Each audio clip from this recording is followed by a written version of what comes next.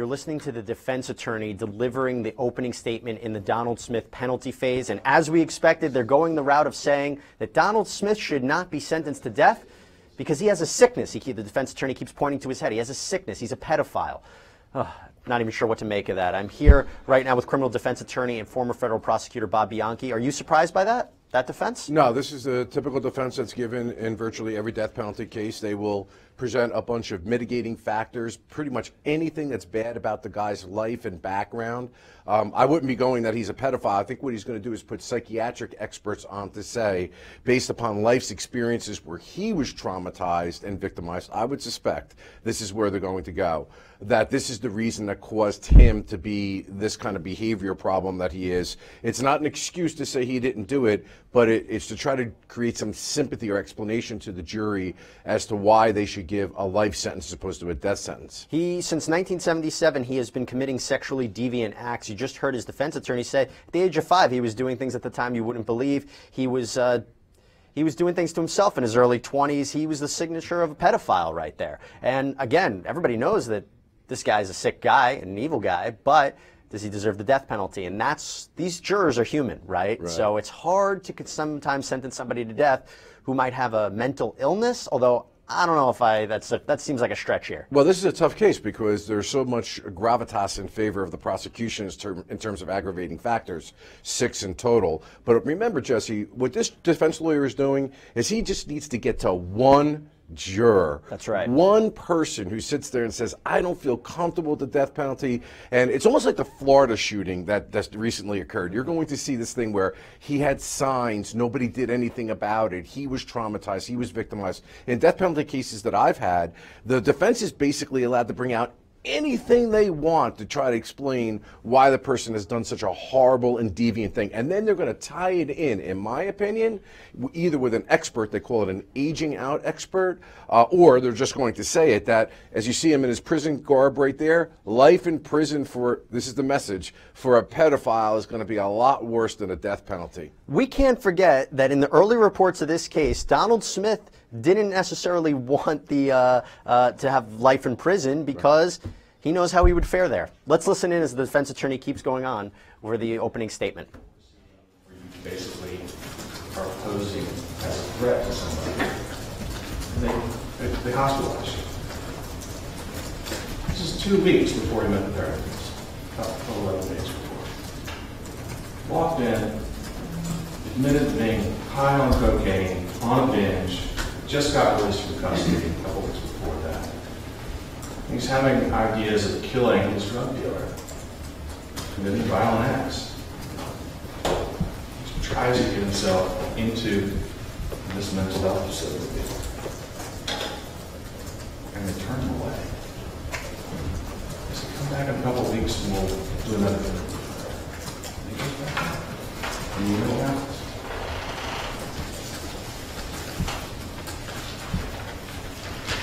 Think about the facts of this case. This is how sick the problem is. That strong pull that has him attracted to young girls pulls on him so hard. He walks into that Dollar General, walks around in front of every single surveillance camera while he's leaving the cherish. While he's going for a run.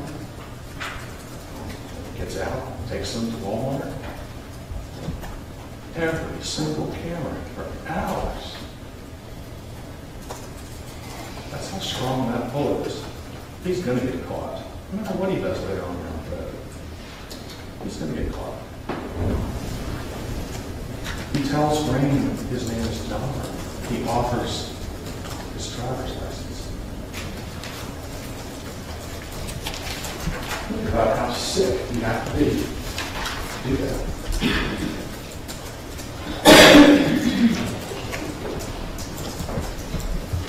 He even puts the rope in the grocery cart for telling who he's going without any regard to what anybody thinks about it. And then he commits the act. But before that, he drives up to a car and really uses it. Head out the window, say, hey, we want cheeseburgers.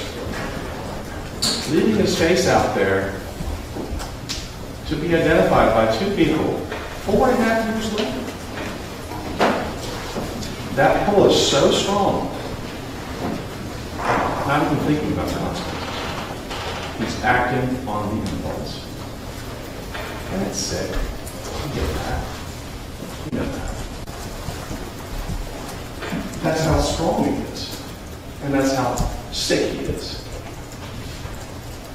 And 2 years later, when he has no idea anybody's listening, he's chatting it up at the jail. The other guy on the other side, the little chase area. Remember what he said? Oh, 12, 13-year-olds, right up my alley. That's my target range. That's sick. He has a mental illness. He is wired differently than me. All of these people out here. He's wired differently. You're going to hear from some psychologists. You're going to hear from neurologists. You're going to hear from several different doctors that all bring their area of expertise into this case to talk to you about Donald Smith's brain. You're going to see the MRI, you're going to see a PET scan, you're going to see damage. Right up here. You're going to see what they will describe is an area of degenerative process, of disease. Things that indicate as he was developing as a baby, that he was having disorders up here. You'll see it. You'll see that his brain is smaller, it's atrophied over time than most people's brain. It doesn't work like my brain. It doesn't work like most brains. And one of the areas that they talk about is something called executive dysfunction. It's this area in the brain that controls your logic, your reason, your decision making. That area. And it's corrupted. One of the doctors describes the brain as a tapestry, his is tattered. He didn't choose to be that way. That's something that started as he was a child. He didn't choose to be that way.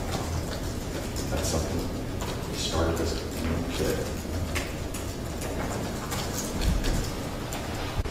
When you throw in the fact that he started doing drugs at an early age to self-medicate, perhaps it started as recreational, but it became an addiction, it just becomes a powerful storm that corrupts his brain.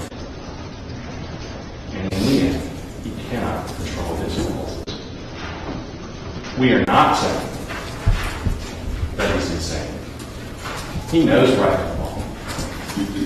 That's not what the doctors are saying. They're saying he is so sick up here, he has physical problems up here, damage to his brain, that when he has an impulse, he acts on it without regard to consequences. It is not a pretty picture. This is all as ugly as last week.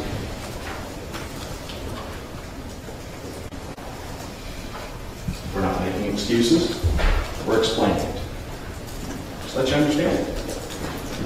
You've been tasked with an incredible responsibility. Each of you, as a group, you hold life or death in your hands. And you'll go back, and there will be a weighing process. We will discuss this, all of this. And the state's going to prove some errors. We get that. But what Ms. Schlax talked to you about in jury selection is that no matter how many. That's Donald Smith's defense attorney saying to the jury, you hold this life in your hands. He didn't choose to be a pedophile. He has a sickness. He has a mental illness. And he should not be sentenced to death. It's a colorful argument. Will it work? We're going to have to see. This is the beginning part of the penalty phase in the Donald Smith case. We're going to take a quick break, and we'll come back. You're not going to want to miss anything. Welcome back to Law and Crime Live, everybody. We are covering the Donald Smith case, this convicted child rapist and murderer. There is a kidnapping victim on the stand, Carrie Ann Buck. She claims that Donald Smith tried to kidnap her when she was 13 years old. We can listen in live right now to this emotional testimony. Obviously, you were 13 years old at the time. You described that you were somewhere near 40. If you could, best if you can, describe to the members of this jury how you could name and do anything. He told me to get the fuck in the van. How would you describe his voice? Mean. Scary. When he said this to you, what did you do? I ran. Where did you run? I headed toward my friend Amber's house. At the time, that was all I could think of to do. Did the defendant chase after you in that van? He did. Did you try to run to some place to find a place to safety? I'm sorry.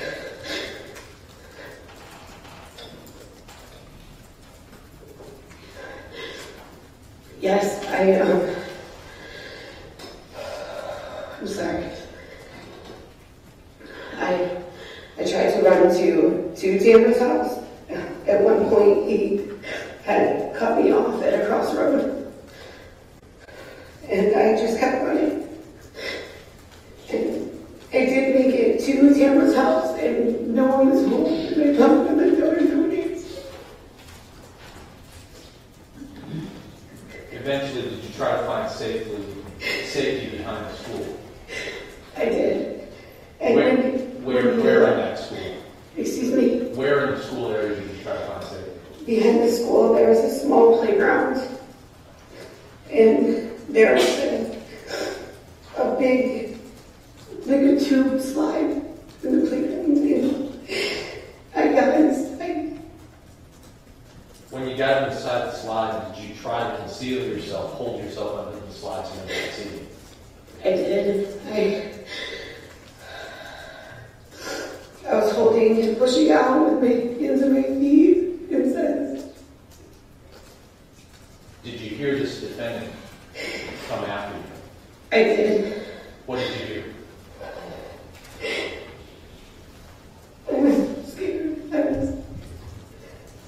was slipping. And I was so afraid I was going to fall out and he was going to find me. Did you hear the van pull up to the playground area? Yes. Did you hear him say anything? He said, I know you're a nasty little bitch, and I'm going to find you. Did you try to remain hidden? I'm sorry, Walter. Did you try to remain hidden in the slide? I did. How long do you think you were inside that slide hiding from this defendant? It seemed like forever. At some point, did you hear the van drive away? I did. I still stayed in there a little longer after I heard it run away. When you felt it was safe, did you run for help? I did. Where did you go? My sister had another friend on a street close to the school, so I ran there. And once you got there, did you call your family, your mother, your sister? I did. And did you all contact the police? Yes. Given how quick and how fast this happened, were you able to get a tag number on September 27th of 1992? I wasn't. I was just trying to get away.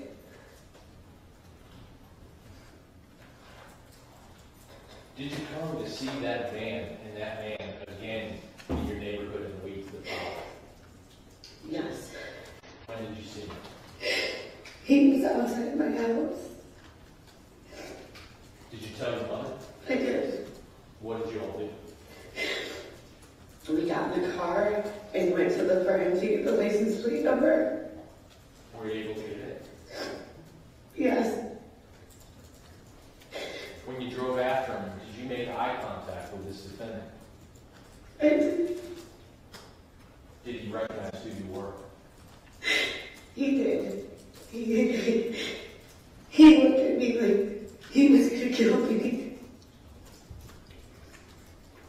Did you and your mother then contact the Jacksonville Sheriff's Office and provide them with a tag number? We did.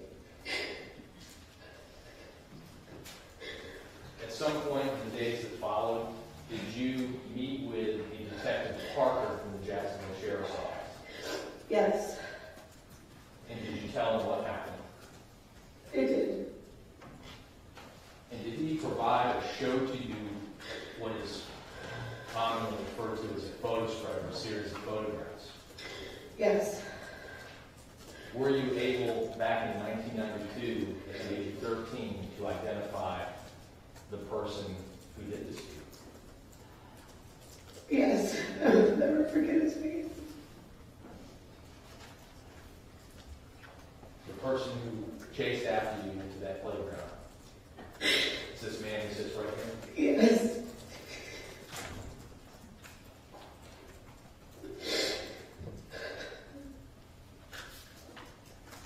Why were you so afraid?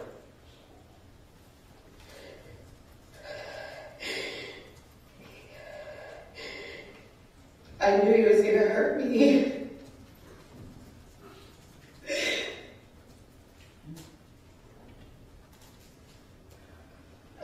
Even now,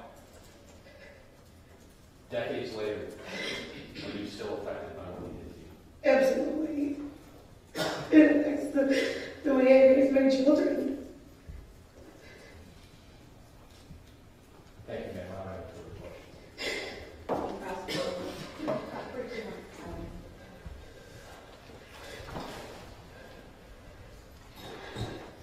Good morning, Ms. Lyon. I know it's difficult to come in here and relate something that happened so long ago. This happened in 1992, Yes. and even though it's so many years later, you had no difficulty identifying Mr. Smith, did you? Absolutely not. And even though you were 13 years old, you actually were part of the court process, weren't you? Yes. You even gave a deposition even at 13 years old. I did. That case, though, did not go to trial, correct? No. And in fact, he ultimately served 6 years for what you just described. I was unaware of how much time he served. I was young, things didn't. Thank you, Adam. Have any further questions? Can you raise your hand? No, we're here.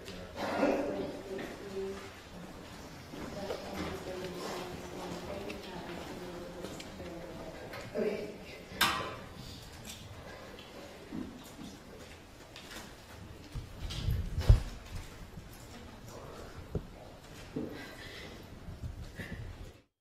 Testimony right there of Carrie Ann Buck, a kidnapping victim, somebody who claims that Donald Smith tried to kidnap her when she was 13 years old. Amazing, really amazing. I'm here on set right now with Bob Bianchi. Bob, you talked about in the break that witness would not have flown in where you practice in New Jersey. This is in Florida. You wouldn't be able to put that witness on. Why? Well, Jersey doesn't have the death penalty anymore, but when we did and I was trying those cases, one of the big arguments against the death penalty is how each state administers it. And they allow certain evidence in some states and not in others. Jersey was very tight.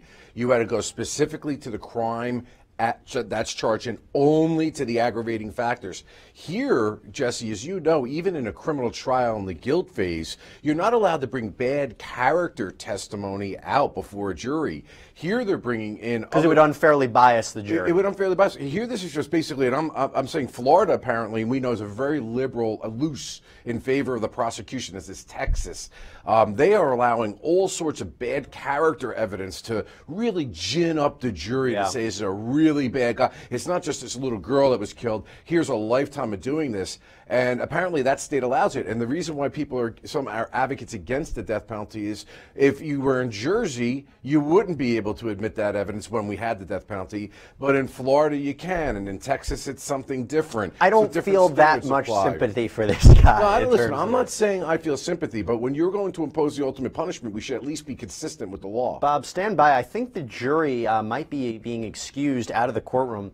They might be doing an administrative matter right now between the attorneys.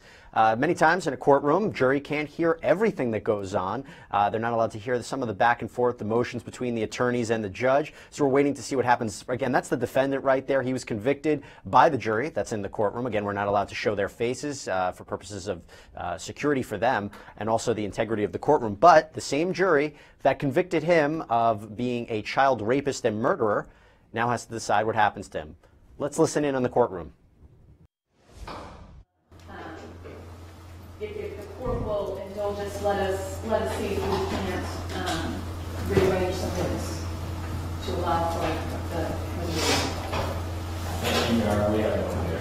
Just our assessment is so powerful, we feel the need to put out anything else. All right, well, we'll be in recess for 10 to 15 minutes. It takes the jury 15 minutes to have a recess with 16 people. So. Okay, so they're going to a short break right there in the Donald Smith case. We should note that as the jury was leaving, they were sobbing. They were sobbing from the witness that just took the stand. And I'm not even going to kid you, this is also, we have a report that several jurors stole glances at Donald Smith, and they were not kind. They were not kind. Bob, are you surprised by that? Look what this jury has had to go through for weeks. They had to sit through the photographs of Cherish Periwinkle, who was brutalized sexually and was strangled to death in such a vicious, vicious way. And now they have the chance to decide what happens to him.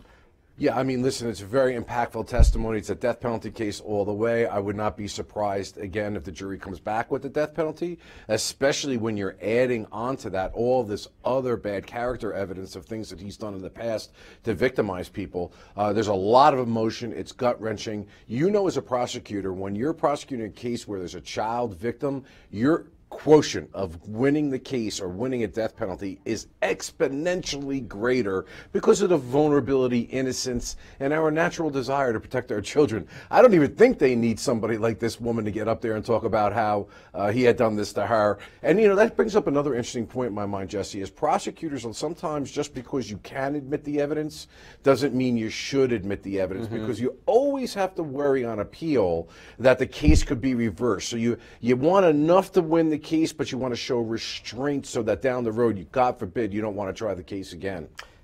The defense is going with this guy has a sickness. All right, you can't sentence him to death. He has a mental illness. Okay, he has a mental illness. He has a disease. All of this, and does that work? Well, that's the standard protocol. Look, you know, there is like a textbook way of going about mitigation evidence in a death penalty case. It's psychological experts, it's bad, you know, background, it's medical experts, it's all these excuses and justifications, again, to try to just snag that one juror who may feel, maybe not sympathy for him, but say, I just don't feel comfortable pushing the button on a guy like this and giving them death penalty. I'll also say this, Jesse. When I've tried death penalty cases, remember, when the jury is first impaneled, each one of them must say that they would impose the death penalty if they felt that it was appropriate. But my experience has also been in some of the most horrific. I've had one where they poured gasoline on a pregnant woman and lit her on fire, and she lived for 30 days and then eventually died. Oh my gosh. And we were just like convinced it would be an outright death penalty. But in the end, when they see the defendant for a lot of months and it's humanized and the judge is telling them that you individually have to make the decision, I know it's hard for the audience to understand this, but we know this as prosecutors. There's always someone in there that's uncomfortable making the ultimate decision. But in this case, I think it's going to happen. I wouldn't be surprised if it happens. We've covered cases here on the network. Kids have been killed before. As tough as it is to say, kids have been killed before. And you would think these two young children killed by their father, killed by somebody they know, you would think that he would get the death penalty. There's one holdout. There's one holdout. That's what makes this so interesting to watch. What kind of defense experts are they going to throw forward to show this mental illness? This guy, he didn't want to be a pedophile, but he was a pedophile. Yeah, typically, Jesse, what they're going to do is they're going to have the psychiatric experts, psychological experts. I have to say, I've never heard of a brain deformity expert before, as we heard here, but they're going to throw 7 kinds of smoke with regard to that. They're also going to have probably social workers, I would expect. This is what's typically done. They're going to go through the life, family history, alcohol and addiction history, mental health history, talk about all of his family background, the dysfunctional environment that he grew up in. And they're also going to have experts who are going to talk about how basically being a pedophile in prison is a lot harsher than giving the death sentence, because the death sentence ends it. And believe it or not, I've cross-examined these witnesses. They do have an impact, because the jury says, you know what, let him rot in jail. I don't understand this guy, because at the beginning of the case, Donald Smith wanted the death penalty, because when you're on death row, aren't you more isolated than you would be if you were in general population? You are. You're also isolated when you're a sex offender as well. But now he's fighting it. I don't understand. You know why? Death penalty, it's very hard for them in jail. They may be isolated, but there's a lot of deprivation. Being on death row is very, very difficult. A lot of limitations on rights, and ultimately the clock's ticking down. Tick, tick, tick, tick, tick, until the time that they're going to stick a needle in your arm and execute you. Well, that's a nice thought. That's a good thought as we head into our break for the morning. Again, we are covering the Donald Smith case, and what we can say is it's not going to be easy for him any which way, no matter what the jury decides, because he was convicted of being a child rapist and a murderer. And now we are determining what will happen to him. We are going to be covering this case. We're also on standby in the George Bursch case out of Wisconsin, that first-degree intentional homicide case. We're following that. If there's anything happening, we'll make sure to turn to that case as well. We are going to take a short break, but stay tuned. We have a lot to cover when we come back. Law and Crime Live, everybody. We are covering the Donald Smith case out of Florida, the man who was convicted last week of being a child rapist and a child murderer. He was convicted. And now, what's happening right now today, the penalty phase begins. What will happen to him? Will he be sentenced to life in prison, or will he be sentenced to death? That is the question for the jury that convicted him previously and now is listening to this part of the trial. Bob, it should be noted right now that the prosecution has rested. The defense is not ready to put on their case. They're going to take a recess, and they're going to come back later this afternoon. Bob, I have to understand this. The prosecution brought one witness out, Carrie Ann Buck, a person that said that Donald Smith tried to kidnap her when she was 13 years old, and they rested. Right. They didn't need to do anything more? Yeah, well, in the law, there's a principle. When you stand well, stand still. The prosecution was tight, went to a witness that was extraordinarily powerful. Interesting to me that that witness is allowed to testify in a death penalty, but if they are, which apparently they are, you're going to bring somebody out that's going to say that I was almost raped and abducted when I was 13. What more can a prosecutor want than to put on that one witness and then leave it? Too much doesn't necessarily mean better. Sometimes less is more. Prosecution did a great job putting that witness on. Jurors left sobbing. They did leave sobbing, and we know that they gave Donald Smith, the guy right there in the orange jumpsuit, ladies and gentlemen, they gave him some looks that were not too friendly. And it's interesting because it's the same jury that convicted him. So they heard everything about what he did a week ago. And they're going to take that with them right into this this decision-making. How long? We have to see what the defense does. I imagine, as we talked about, they're going to bring out some medical experts talking about him being a pedophile, him suffering from this illness. Now, it's interesting because that's the last thing they're going to hear from the defense's side. The prosecution goes first, then the defense, and then there's closing statements. But will it resonate for one juror? Because you only need one, Bob. We keep talking about that. You only need one. Yeah, I mean, this is the only hope that this guy has got. I think by the sheer force of the case itself and the brutality and sickness of what he did to that little girl is enough to give the death penalty. Add on to it this particular witness that comes in and says that this happened to her. The defense has got to only hook one juror, and I don't think they're going to be able to do it, but that's what they're trying. We have a side-by-side in the Smith courtroom. Again, it should be noted that the prosecution has rested, but they can call rebuttal witnesses to fight back against the defense witnesses. And you see a new witness coming to the stand right now. This is an interesting phase right now, the penalty phase. What will happen to Donald Smith, this man who was convicted of abducting an 8-year-old girl and raping her and brutally killing her? Really, really, really disturbing. Right now, they are proffering the witness. There's no jurors in the courtroom as of yet. This goes outside of the jury. And what kind of witness do you think this is going to be, Bob? I couldn't even begin to tell you how the defense is going to go about which witness. It's either going to be a psychological witness, either an intoxication perhaps or drug addiction witness. I'm dying to see if they do that aging out expert, Jesse, that one that basically says torture him with life in prison. Let's see. We have a live feed. Let's listen in.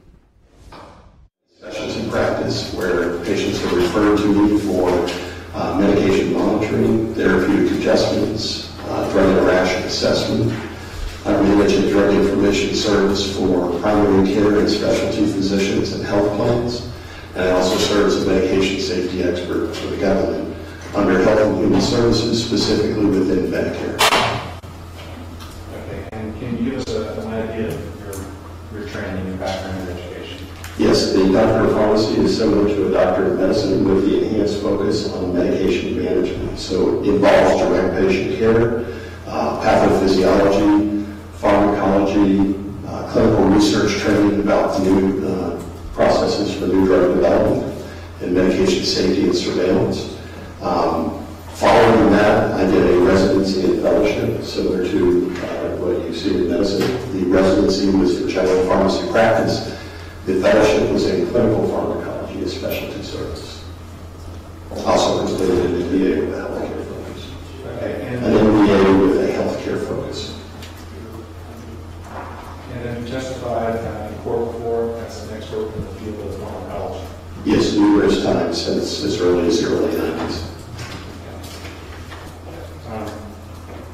Dr. You have prepared a PowerPoint presentation. That's correct. Testify.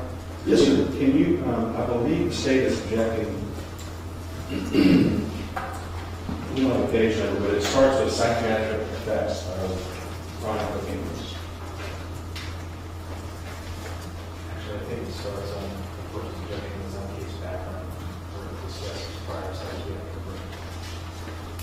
With what, sir? I'm sorry, we've taken that out. Oh, you've taken that. I'm sorry.